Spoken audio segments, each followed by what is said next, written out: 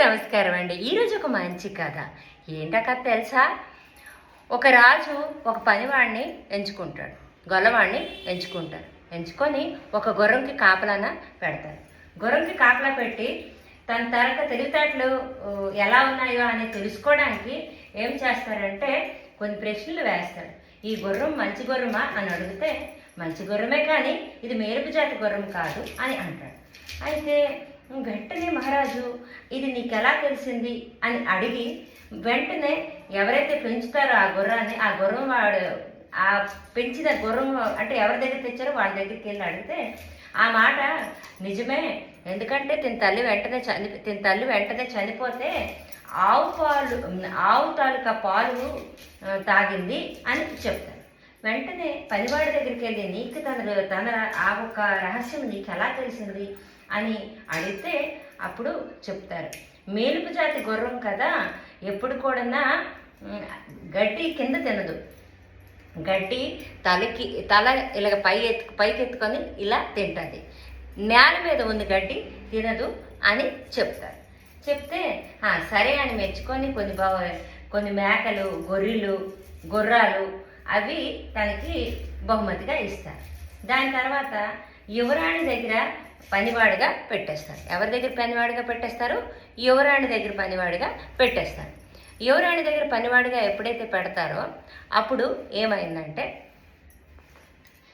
మరి కొన్ని రోజులకి యువరాణి మంచివారేనా, ఆవిడ పనులు బాగానే ఉంటాయా, ఆవిడ రాణిల గారిలా ఉంటారా అని అడిగితే లేదు, ఆవిడ మంచివాడే, మీకు బాగా ప్రేమిస్తారు, కానీ ఆవిడ సృష్టిలో ఆవిడ పుట్టుకలో ఒక రహస్యం ఉంది అని అంటారు.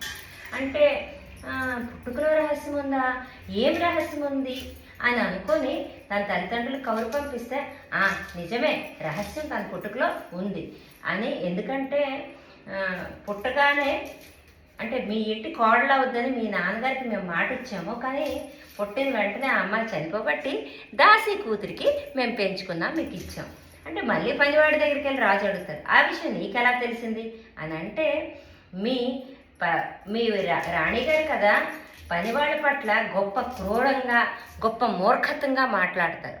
అంటే దాని రహస్యం ఏంటి తెలుసా? ఆవిడ ఒక దాసీ కూతురు కాబట్టి రాజులు రాణులు వాళ్ళు ఎప్పుడు కూడా పని వాళ్ళతోనే మంచిగా మర్యాదగా చక్కగా మాట్లాడతారు, అలాగా రూడ్గా మాట్లాడరు. అందుకే నాకు అర్థమైంది. అంతటితో మెచ్చుకొని మళ్ళీ బహుమానాలు గట్ట అన్నీ ఇచ్చి రాణిగారు దగ్గర కాకుండా తన దగ్గరే ఉంచుకున్నాను. రాజుగారి దగ్గరే పనివాడిగా ఉంచుకుంటే అప్పుడు ఇలా అడగ్గా కొన్ని రోజులకి రాజుగారు నా పరిపాలన బాగుందా, నేను బాగున్నానా, నేను మంచివాడినేనా అని అడుగుతారు. అడిగితే సరే మీరు మంచివాళ్లే, కానీ మీరు నాకు చంపరు అని అంటే నేను ఒక విషయం చెప్తాను, నా ప్రాణహాని లేదు అని అంటే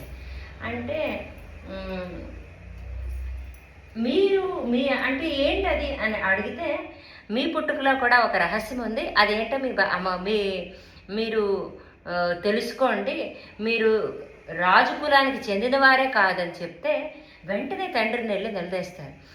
అది నిజమే, నువ్వు గొర్రెల కాపలా వాడికి పుట్టినవాడివి, మేము పెంచుకున్నాం నేను అని తండ్రి చెబుతారనమాట రాజుగారి చేసామని. ఇందులో ఉండి నీతి ఏంటి తెలుసా? ఎంతటి ధనధాన్యాలతోని అష్టరాశులతో మనం తొలతూగినా కూడా మన పుట్టుక మన పుట్టిన వంశము వంశాచారము దాంతోనే మన గుణగణాలు కూడా ఎఫెక్ట్ అనేవి అవుతాయండి. దీని తాలూకా రహస్యం. కథ చెప్పడంలో ఏమైనా తప్పులుంటే మన్నించండి. అంటే డబ్బు ధనంతో ఎప్పుడు కూడా మనిషి తాలూకా పెంపకం అనేది ఉండదు.